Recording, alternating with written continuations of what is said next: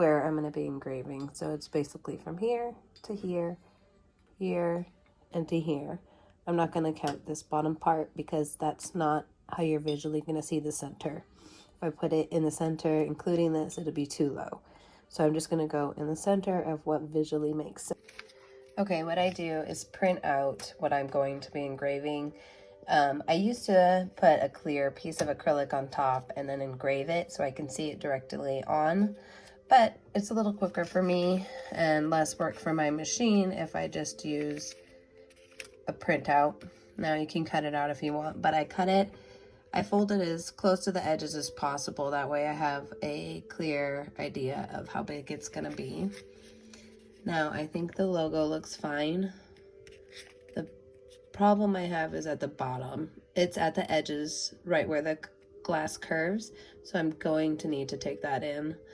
Now I don't really think it looks good as 2 lines, so we're just gonna have to squeeze it in a little bit and see. That should be good. So it really needs to be no wider than the logo is what I can see. If it goes wider than the logo, it's going to be just a touch wider, and any wider will be too much. You usually want a little border. You don't really want edge to edge engraving, especially when your glass curves, because then it can give an optical illusion. Okay, I really wanted to show the setup. I added this bar underneath, which really, as you can see, just makes it go straight. So if it was slightly off, and then you put this bar in, it rights it automatically. As long as that is straight to the side, you're gonna have it straight. So now it's totally locked in. It should be good to go.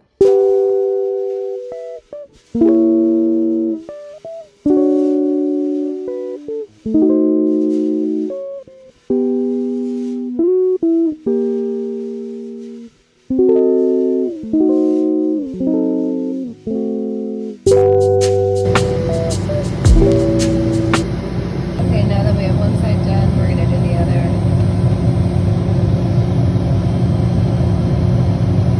I think that's gonna be pretty good. It's gonna have a nice border all the way around. Let's go ahead and put it in. We've already done our